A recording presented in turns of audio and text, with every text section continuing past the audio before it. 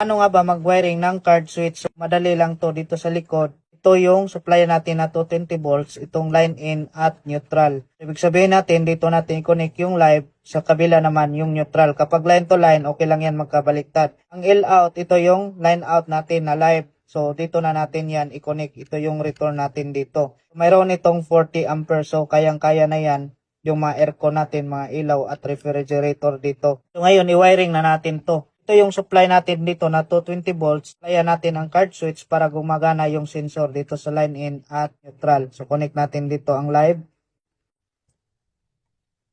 Next, dito naman sa kabila ang neutral.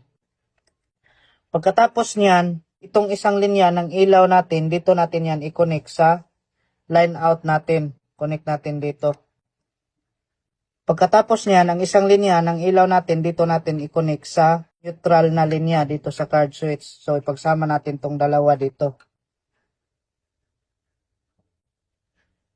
Ngayon, pwede na natin to subukan. So, ngayon, makita nyo, may blue light na dito sa card switch natin. Ibig sabihin, gumagana na yung sensor dito. Lagyan na natin ng card switch para umilaw na yung bulb natin. Pasok natin dito. Yan, automatic na yan. So, kapag tanggalin natin to, automatic, patay din yung bulb natin ng ilang segundo.